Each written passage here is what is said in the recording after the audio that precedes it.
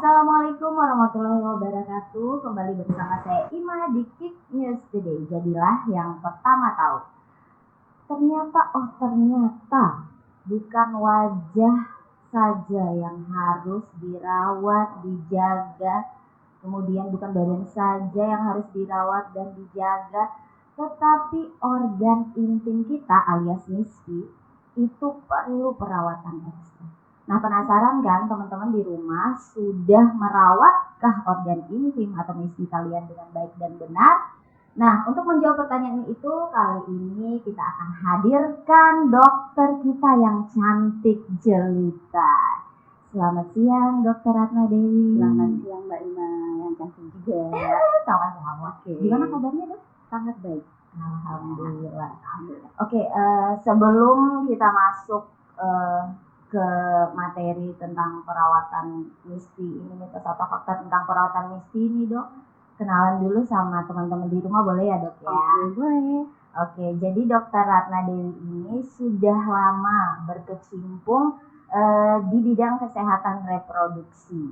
Dan selain di bidang kesehatan reproduksi, beliau juga dokter kecantikan, ya kan, Dok? Ada kliniknya.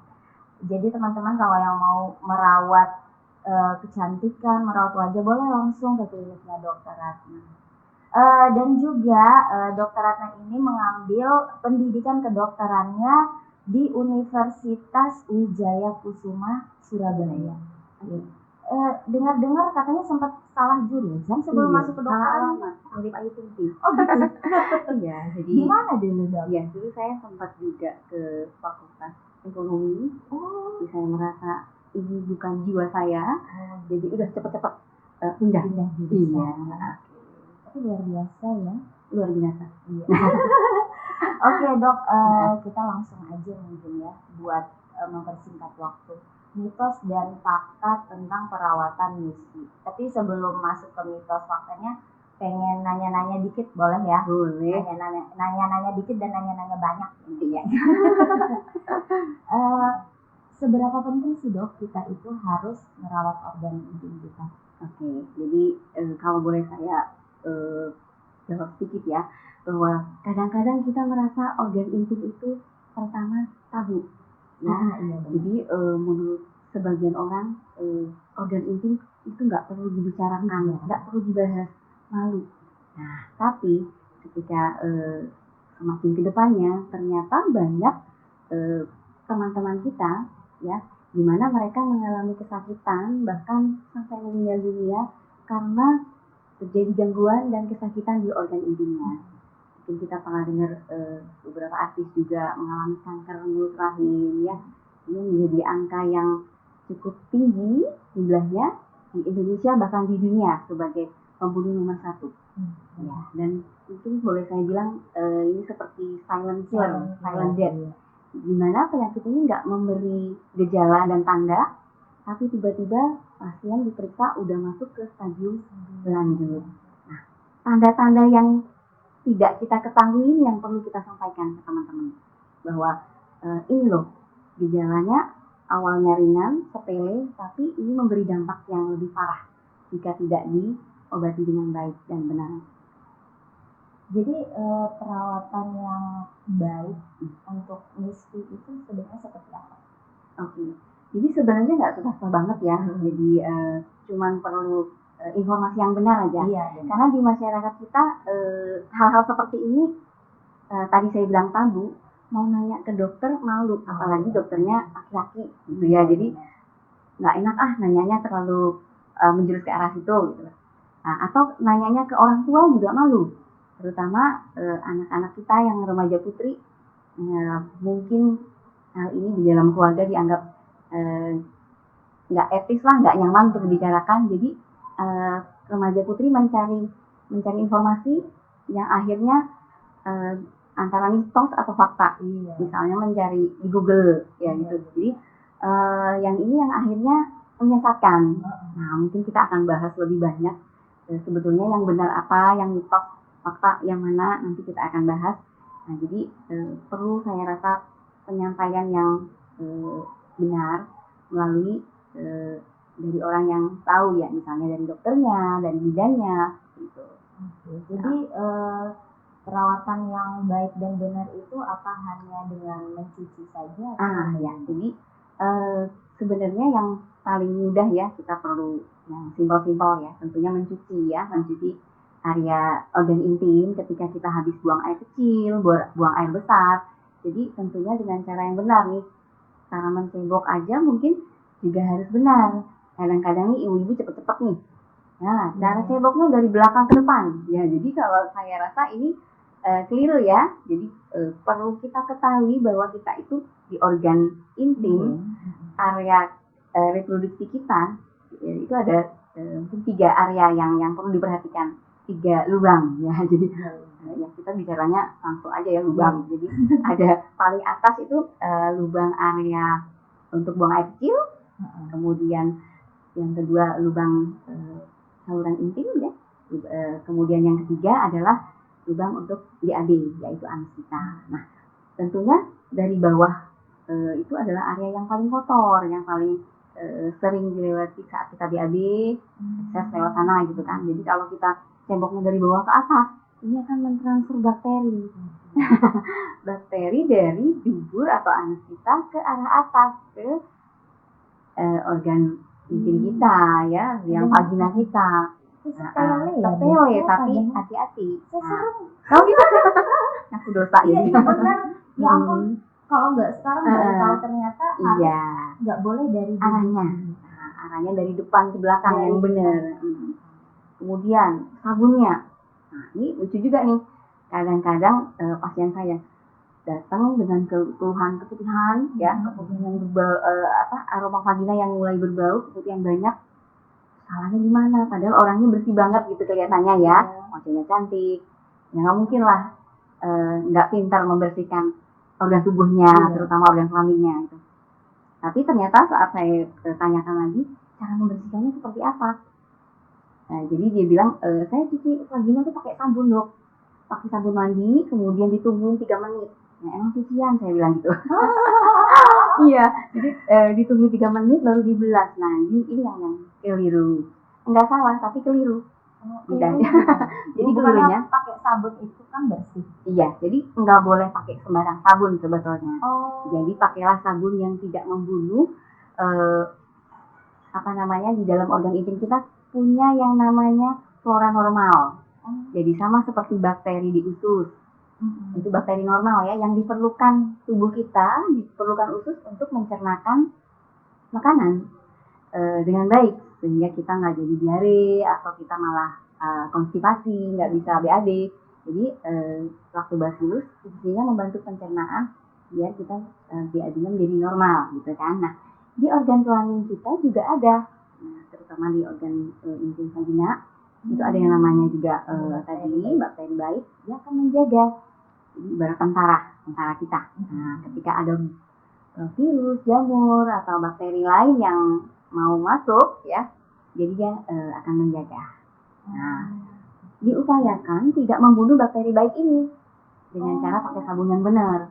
Karena kalau pakai sabun mandi tadi pH-nya itu udah beda. Jadi pH-nya basah. Jadi dia akan membunuh bakteri yang tadi sukanya di suasana yang basah. Jadi hati-hati pilih sabun. Nggak boleh sabun mandi, sabun cuci, deterjen, sabun cuci piring juga nggak boleh. Gitu ya. Jadi sabun mandi iya, pilihlah sabun yang pas, itu bisa dibeli di apotek banyak kok. Mungkin saya nggak sebut merek, tapi silakan di situ sabunnya lebih aman. Jadi selain mencuci dengan sabun tadi, sabun khusus, apa ada yang lain? Ya. Selain mencuci dengan sabun khusus ya, nah setelah itu wajib area vagina dikeringkan. Dikeringkannya nggak usah pakai kipas angin, keringkannya pakai tisu aja, tisu yang bersih, kemudian sekali pakai buang. Wajib di area organ kelamin kita nggak boleh terlalu lembab, basah, karena area yang basah itu adalah area yang disukai bakteri, kuman. Nah, makanya organ kelamin kita udah nyempet ya. Di tempatnya, ditutupin celana dalam, ditutupin celana, belum celana luar lagi. Jadi udah lembab banget ya. Ditambah lagi ketika kita kalau buang air kecil, air besar enggak dilap dengan bersih dengan sampai kering, jadi itu yang menyebabkan terakumulasinya bakteri lebih banyak lagi seperti itu. Dinding aja kalau lembab jamuran. Jamuran, Apalagi miskin. iya. Nah itu dia. Oke. Terus kalau ini kan untuk rutinitas. Ya. Jadi kalau untuk misalnya treatment maintenance perawatan miskin yang jangkanya nggak daily gitu, misalnya ya ada dilakukan per bulan atau apa, ada kan? Ada. Jadi kita saya belum nyampaikan tadi, mungkin yang sehari-hari bisa dikerjakan di rumah ya. Mungkin masalah mencukur rambut. Nah, rambut juga kita nggak biarkan sampai jadi panjang banget, sampai bisa dikepang. Jadi bayangin jadi itu menambah kelembaban ya. Belum lagi mungkin saya pernah tahu bahwa di area kelamin itu juga bisa dihinggapi kutu. Ya, serius? Mengagetkan, serius. Jadi kutu itu nggak cuma suka di rambut kepala. Jadi sukanya di rambut yang apalagi yang lembab, yang jarang dibersihkan, seperti itu. Ya di rambut miskin kita juga bisa hidup yang namanya kutu. Ya, jadi ada tiga-tiganya luar biasa. Sama mirip-mirip sama dengan yang di rambut. Iya, jadi jangan panjang-panjang ya. Kalau udah agak panjang dipotong aja. Nggak sampai menjuntai ke lantai. Boleh dipotong ya? Iya, boleh. Silakan dipotong. Kalau dicukur botak gimana? Dicukur sampai botak, oke, mungkin dicukur masih oke ya. Cuman yang kalau yang jadi masalah, kalau yang saya bilang cukur itu mungkin ya dilebihin sampai 1 cm atau setengah cm juga oke. Iya, betul. Karena kita juga butuh rambut itu untuk menjaga kelestarian, menjaga kotoran ya, jadi bakteri kuman lain untuk tidak masuk lebih mudah. Iya. Fungsinya rambut itu sendiri itu.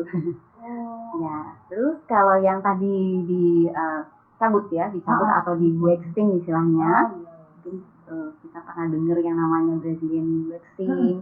Itu pernah dengar. Iya. Kemudian bikini line waxing gitu. Jadi sebenarnya itu adalah proses mencabut ya, melepaskan rambut-rambut di area organ intim, area kemaluan. Itu boleh enggak? Nah, sebetulnya kalau dibilang boleh enggak ini sebenarnya juga hati-hati. Saya bilang hati-hati. Mencabut rambut itu tentunya bisa membuat area di sekitar kulit, di permukaan kulit kelamin kita itu menjadi iritasi. Artinya iritasi itu satu lapis bagian atas kulit kita udah ikut terangkat. Rambut-rambut terangkat di mana ketika dia tercabut ada namanya folikel rambut, yaitu akar rambut yang juga di situ terkoyak.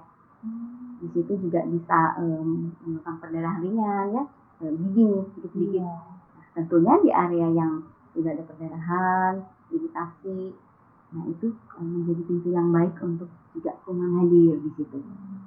Hati-hati. Jadi dengan cara yang aman-aman aja, dicukur dah cukup aman.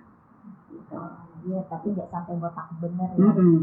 Sebetulnya kalau dilakukan pembotakan ya, penggundulan sampai habis betul, itu mungkin dulu pernah ada cerita lah di Eropa orang bule itu sukanya mencabut karena ya tadi sebabnya disebabkan karena ada kutunya.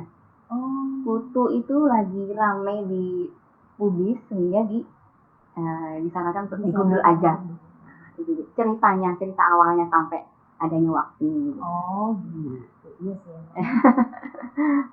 Pernah nih saya dengar nih dok tentang vagina doxing itu perawatan vagina yang disemprotkan air gitu dengan tekanan tinggi. Iya. Itu kompresor kali pakainya. Jadi pokoknya tekanannya agak tinggi. Oke, gitu ya. Jadi sebetulnya vaginal dox itu bagus ya, benar.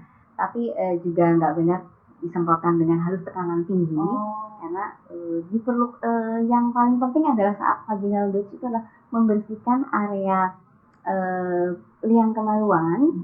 Liang kemaluan ini adalah area di mana setelah pintu masuknya dari vagina. Jadi liang organ intim kita. Jadi dibersihkan di mana saat membersihkan sehari-hari kita nggak bisa menjangkau gitu. Jadi biasanya normal sih panjangnya 10 sampai 12 cm ya area itu. Dimana jadi kita mungkin nggak sampai sekian, sehingga ya itu mungkin perlu dibantu dengan namanya vaginal dot tadi. Ya, itu dibersihkan dengan cara yang cukup aman, jadi dengan cairan khusus, cairan normal untuk tubuh kita, untuk membilas area bagian dalam ya. Kemudian juga nggak pakai tekanan yang tinggi-tinggi banget, yang penting bisa membantu melepaskan kotoran yang ada di dalam dengan cara disemprot. Berarti kalau itu boleh? Boleh, jadi cuman ini saya sarankan tidak dilakukan sembarangan di rumah, karena kita nggak tahu air yang dipakai seperti apa, apakah juga aplikator atau alat penyemprot yang dipakai itu juga steril, kita nggak tahu ya. Jadi hati-hati di situ. Sekali lagi area organ intim kita sangat sensitif terhadap namanya gangguan-gangguan dari luar, seperti tadi misalnya kalau pakai sabun aja udah memunculkan problem ya, akan dari sampai iritasi, keputihan, vagina jadi bau. Itu adalah karena pemeliharaan atau merawat vagina yang nggak benar tadi. Gitu. Ada juga treatment nih, pernah dengar sering banget kayaknya di salon-salon itu ratus, gitu ya. Kemudian ada gurah vagina. Nah itu treatment itu tidak berbahaya kan? Oke, sebenarnya tidak berbahaya, tapi menurut saya mungkin tidak spesifik untuk membersihkan vagina.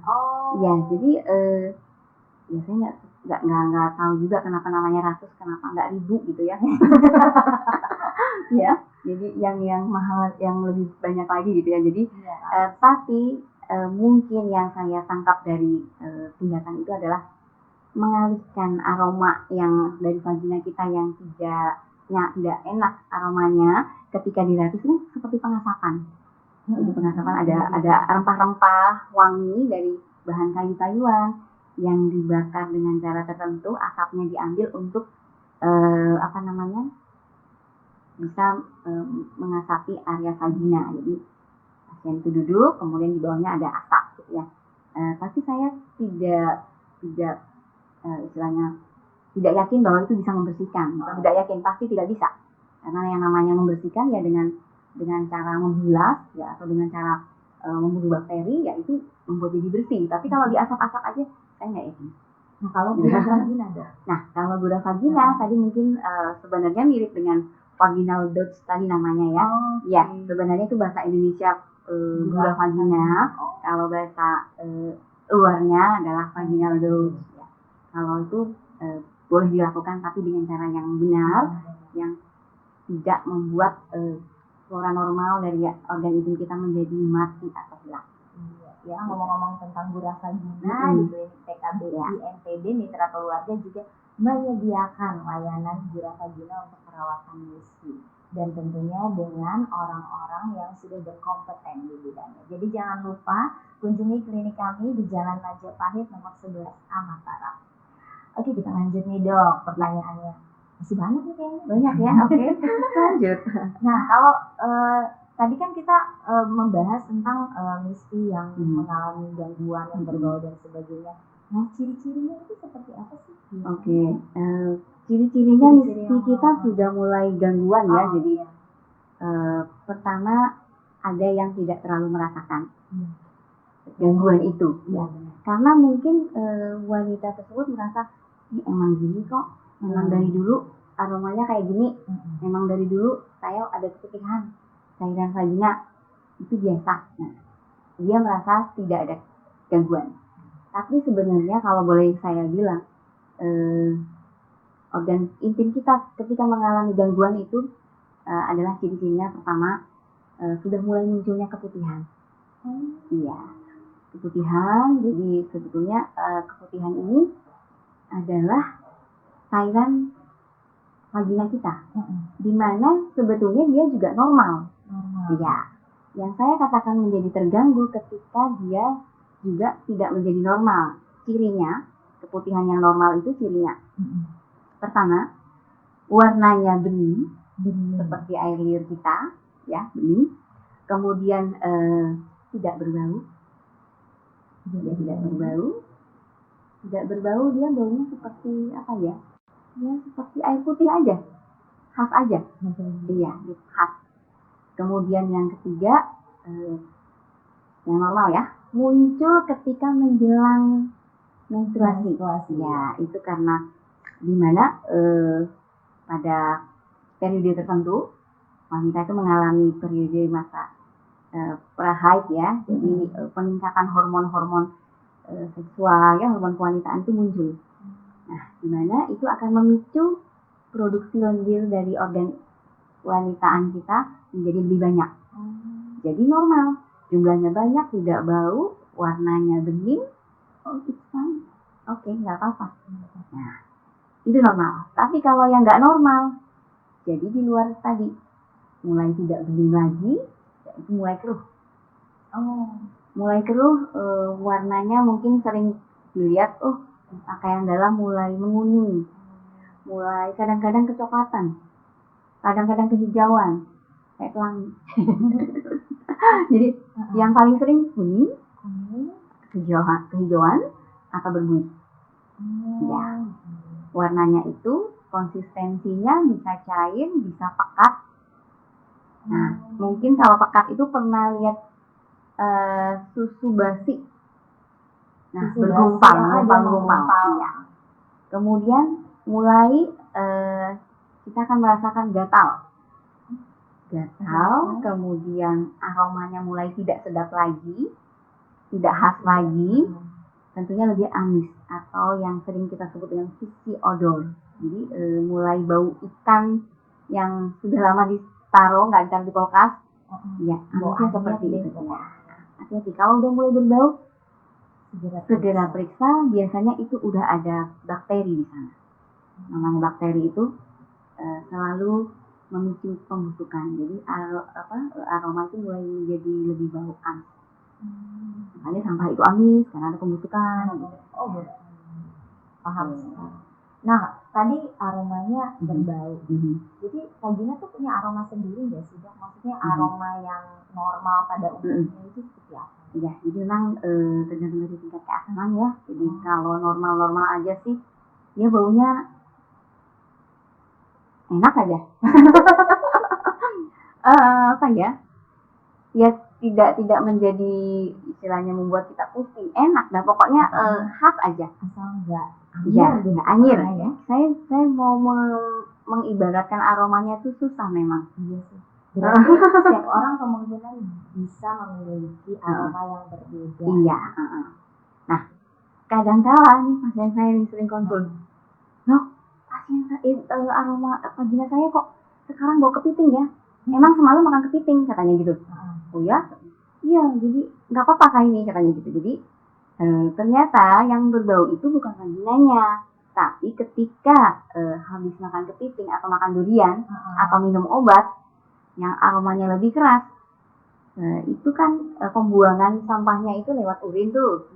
Nah jadi ada aroma juga di situ sehingga tercium, harusnya vagina saya yang bau nih, bau kepiting katanya. Padahal itu urinnya yang baunya mirip dengan apa yang dimakan, dan karena lewat nyerempet organ kewanitaan, jadi yang disangka berbau adalah tuh. Berarti kayaknya kita mesti cium juga ya, maksudnya bau vagina kita sendiri biar kita Iya. Tahu iya ini normal. Kalau udah baunya aneh, diperiksa nih. Kalau saya udah sering. Jadi udah. Ini saya malah gak pernah. Malu karena mau nyium tuh malu. Kadang-kala punya pasien. Kalau udah baunya amis, meskipun dokternya pakai masker pun masih terasa. Ada aromanya lewat. Oke, bakteri ini. Kadang-kadang kita udah hafal aja. Kadang suka malu gitu, takutnya dikira yang aneh-aneh gitu kan pas nyium. Oke, ke pertanyaan selanjutnya dok. Ya. Kalau perawatan WISWI itu apakah hanya untuk yang sudah menikah atau yang sudah berhubungan seksual? Terus yang remaja nggak bisa? Oke. Jadi sebenarnya merawat organ kewanitaan itu tidak hanya untuk ibu-ibu saja yang sudah menikah, wanita yang sudah menikah ya, tapi seyogianya seharusnya sudah dilakukan sejak dini, sejak anak-anak sudah mulai paham apa nih organ kelaminnya yang mana nih. Nah, jadi diberikan sejak dini. Nah, ini namanya ilmu kesehatan reproduksinya itu harus di awal sudah jangan menganggap ilmu kesehatan pendidikan kesehatan reproduksi itu adalah tabu lagi. Ya, jangan sampai jadi merembet kemana-mana. Artinya kalau boleh saya sampaikan, kesehatan reproduksi ini lingkupnya luas banget. Yang mulai dari sekedar keluhan keputihan ya. Jadi aspeknya itu ya biologinya biologis ya. Kemudian aspek psikososial juga jadi sangat luas. Jadi memang harusnya sudah kita berikan sejak dini, sejak anak itu paham organ kelaminnya, bahkan sampai tua. Sampai manula pun harus tetap harus menjaga. Nah, gitu ya.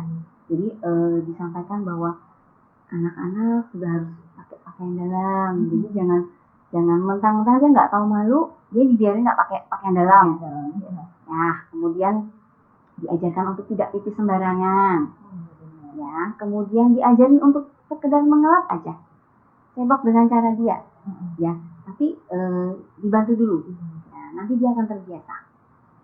Jangan sampai mereka nggak paham, mereka malah bertanya ke orang yang tidak bertanggung jawab. Akhirnya ya kita tahu sendiri kasus-kasus kesehatan reproduksi itu cukup banyak ya, sampai bahkan saya miris kalau putri remaja kita yang belum tahu tentang tabu ya tentang kesehatan reproduksinya.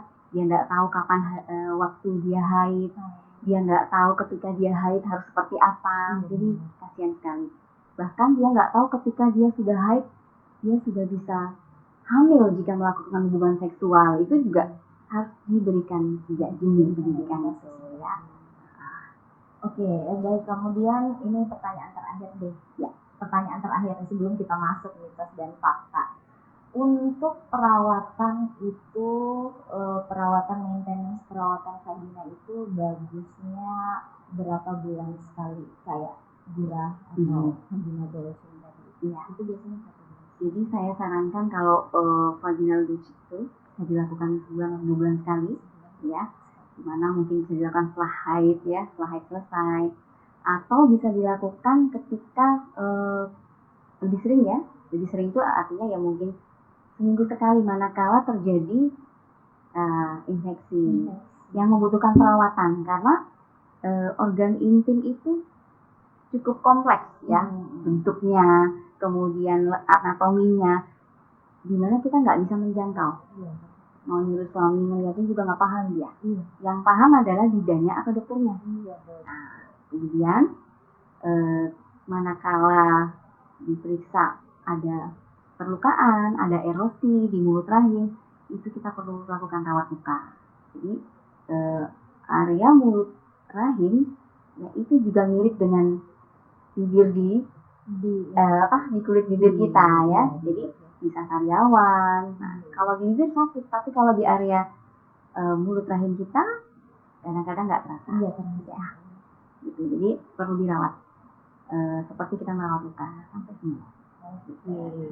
Terima kasih informasinya dokter. Nah sekarang kita masuk ke mitos atau fakta tentang perawatan MIS-V. Oke, yang pertama, mitos atau fakta, vagina yang sehat harus berwarna pink merona, bukan warna coklat atau hitam. Mitos atau fakta nih dok? Itu yang cantik mungkin, yang dilipstikin kali ya. Emang bener, wanita itu bibirnya banyak, 2. Bibir atas, bibir bawah ya. Ya, kalau yang bibir atas itu boleh dilipstikin, dimerahin juga oke. Tapi bibir bawah jangan, nggak perlu merah. Yang merah itu tandanya dia meradang, iritasi. Iya. Gitu. Jadi banyak kayaknya wanita di luar sana tuh yang insecure. Aduh, kok misi saya ini hitam. Oke, gitu. Sorry, saya boleh tegaskan lagi bahwa yang saya maksud itu adalah kalau pengen lebih cerah itu boleh ya, tapi nggak sampai merah ya. Kalau merah hati-hati, itu meradang infeksi.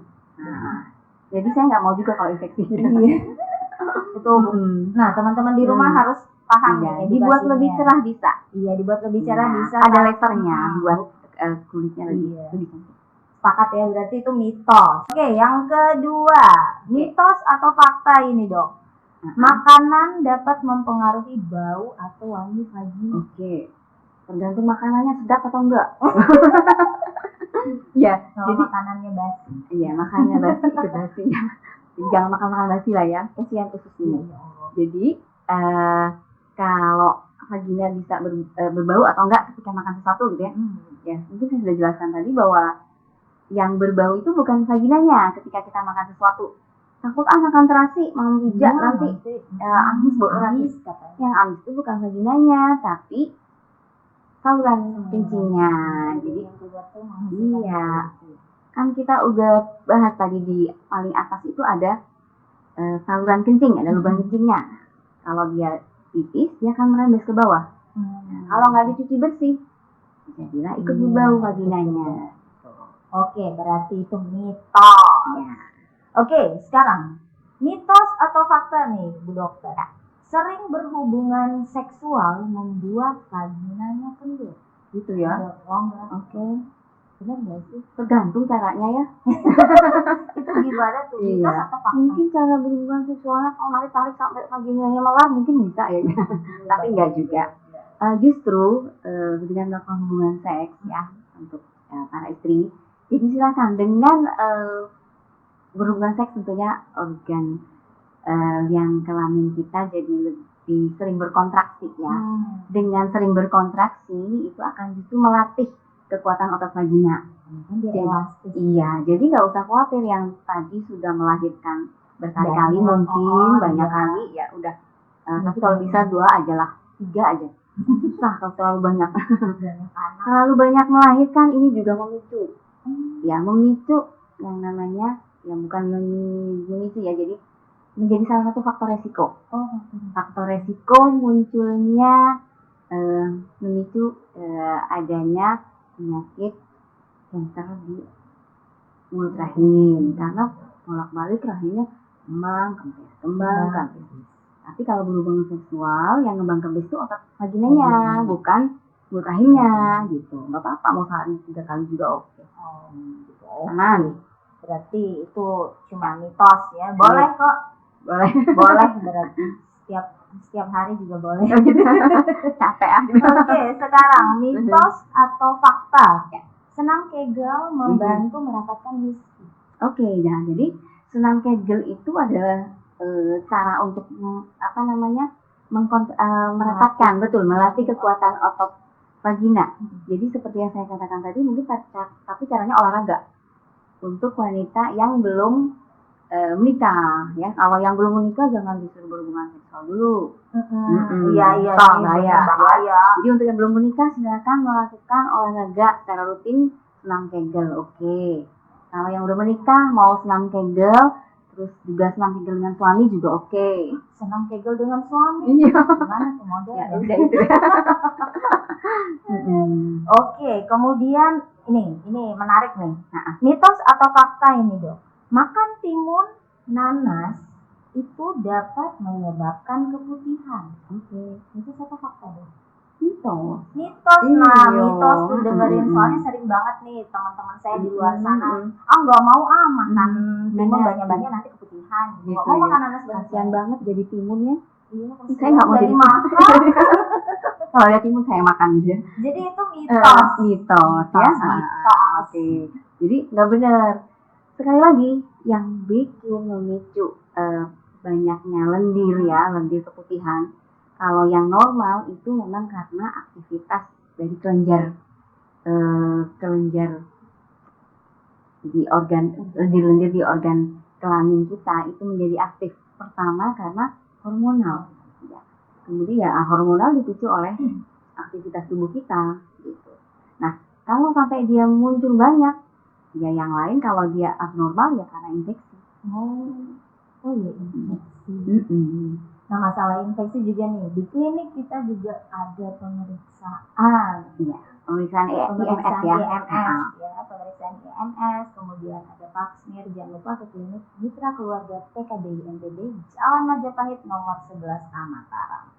Lanjut lagi dok. Lanjut terus. Oke, mitos atau fakta nih dok. Mencuci dengan air daun sirih dan lain-lain, dimana dipadatkan sampai berbentuk stick. Ya, dimana cara pemakaiannya itu dimasukkan ke liang vagina.